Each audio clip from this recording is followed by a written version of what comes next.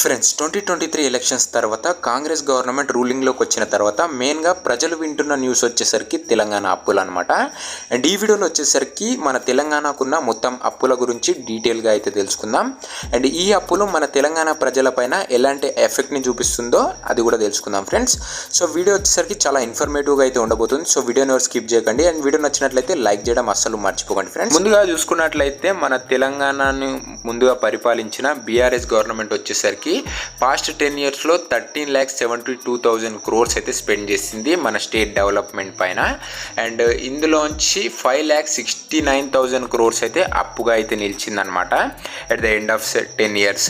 And ఈ 5,69,000 crores major source అయిన కాళేశ్వరం ప్రాజెక్ట్కి వచ్చేసరికి 96,000 crores అయితే వీలైతే అప్పుగా తెచ్చారు. అండ్ మిషన్ భగీరథకు వచ్చేసరికి 32,000 crores అయితే అప్పుగా తెచ్చారు. అండ్ కరెంట్ డిపార్ట్మెంట్ అయితే ఎలక్ట్రిసిటీ డిపార్ట్మెంట్ ఉందో దీనికి వచ్చేసరికి 12,000 crores అయితే అప్పుగా తెచ్చారు. అండ్ డబుల్ బెడ్రూమ్లోకి వచ్చేసరికి 12,000 crores అయితే అప్పు తెచ్చారు. అండ్ ఇప్పుడు మేజర్ ప్రాబ్లం అయిన ఎలక్ట్రిసిటీ డిపార్ట్మెంట్ అనమాట, అదే కరెంట్ డిపార్ట్మెంట్లో ఉన్న అప్పులు వచ్చేసరికి 81,000 crores అయితే అయిందనమాట. అండ్ ఈ కరెంట్ డిపార్ట్మెంట్కు ఈ 81 crores అప్పు కావడానికి రీజన్ కూడా ఈ వీడియోలో అయితే తెలుసుకుందాము. అండ్ దాని గురించి డీటెయిల్గా కూడా ఈ వీడియోలో అయితే తెలుసుకుందాం. ముందుగా చూసుకున్నట్లయితే 2014లో మన తెలంగాణ రాష్ట్రం అయితే ఏర్పడింది. అండ్ అప్పుడు చూసుకున్నట్లయితే 75,577 crores అయితే ఉండే అనమాట 2014లో. అండ్ అదే 2021-22 ఆర్థిక సంవత్సరంకి వచ్చేసరికి 2,83,000 crores అయితే మారింది. అండ్ ఇందులోంచి ఇంకా మిగతా ప్రభుత్వ అండ్ ప్రైవేటీకరణ సంస్థలు వచ్చేసరికి 1,50,000 కోట్లు అయితే అప్పుగా అయితే తీసుకుంది. అండ్ ప్రజెంట్ చూసుకున్నట్లయితే మన తెలంగాణకు మొత్తంలో 5,69,000 కోట్ల అప్పు అయితే ఉంది. అండ్ ఇయర్ వైజ్గా చూసుకున్నట్లయితే 2014-15లో వచ్చేసరికి 8,121 crores అప్పు ఉండే. అండ్ 2015లో వచ్చేసరికి 15,515 crores అప్పు చేసింది.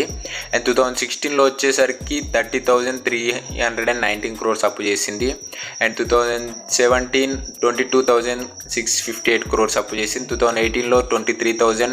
అండ్ 2019లో 30,000. అండ్ 2020లో 38,000. అండ్ 2021లో వచ్చేసరికి 39,000 crores అయితే అప్పుగా అయితే ఉంది. అండ్ ఇది ప్రతి సంవత్సరం అప్పు అయితే పెరుగుతుంది, ఎందుకంటే ఒక స్టేట్ డెవలప్ కావడానికి అప్పు అనేది ఒక మేజర్ కారణం ఫ్రెండ్స్. అండ్ తెలంగాణకు చూసుకున్నట్లయితే కరెంట్ డిపార్ట్మెంట్ గురించి అయితే ఇప్పుడు మాట్లాడుకుందాం. అండ్ కరెంట్ డిపార్ట్మెంట్లో వచ్చేసరికి 81,000 crores అప్పు అయితే ఉంది. అండ్ ఈ అప్పు కావడానికి మెయిన్ రీజన్స్ వచ్చేసరికి మన తెలంగాణ గవర్నమెంట్ వచ్చేసరికి 24 hours కరెంట్ అయితే సప్లై అయితే చేసింది. అండ్ ఇది one of the major reason అనమాట. అండ్ మన కరెంట్ డిపార్ట్మెంట్కి ఉన్న ఆస్తులు కూడా తెలుసుకుందాం. విద్యుత్ శాఖ అదే కరెంట్ డిపార్ట్మెంట్ అనమాట. అండ్ ఈ డిపార్ట్మెంట్కి వచ్చేసరికి మొత్తం 1,37,571 కోట్ల ఆస్తి అయితే ఉంది అనమాట. అండ్ అప్పు వచ్చేసరికి 81,000 crores ఉంది. అండ్ ఈ అప్పుకు రీజన్ మీకు తెలిసిందే 24 hours కరెంట్ అనమాట. అండ్ ఆస్తుల వాల్యూ వచ్చేసరికి 1,37,000 crores అయితే ఉంది. అండ్ ఈ 1,37,000 crores ఎలా మారిందో ఈ వీడియోలో అయితే తెలుసుకుందాం. ముందుగా తెలంగాణ ఏర్పడినప్పుడు అదే ఎలక్ట్రిసిటీ డిపార్ట్మెంట్లో సబ్ డిపార్ట్మెంట్ అయిన ట్రాన్స్కో గురించి అయితే మాట్లాడుకుందాం. అండ్ తెలంగాణ వచ్చినప్పుడు ట్రాన్స్కో వాల్యూ వచ్చేసరికి 7,461 crores అనమాట.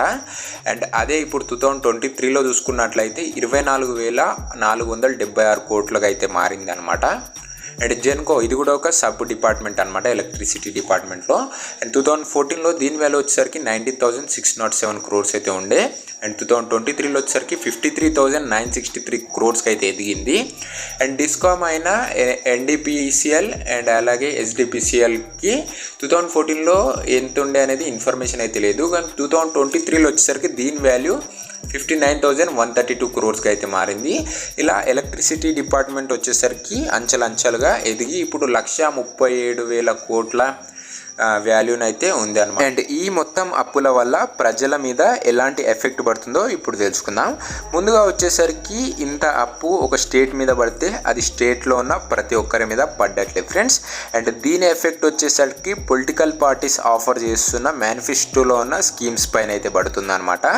అండ్ ఒక స్కీమ్ అనేది స్టేట్లో ఇంప్లిమెంట్ చేయడానికి కొన్ని crores of rupees అయితే ఖర్చు పడుతుంది.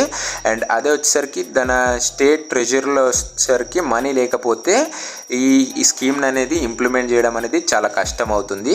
అండ్ స్టేట్ గవర్నమెంట్ వచ్చేసరికి ఎలాగోలా ఇంప్లిమెంట్ అయితే చేస్తుంది, కానీ ఇది వచ్చేసరికి చాలా టైం టేకింగ్ ప్రాసెస్ అనమాట.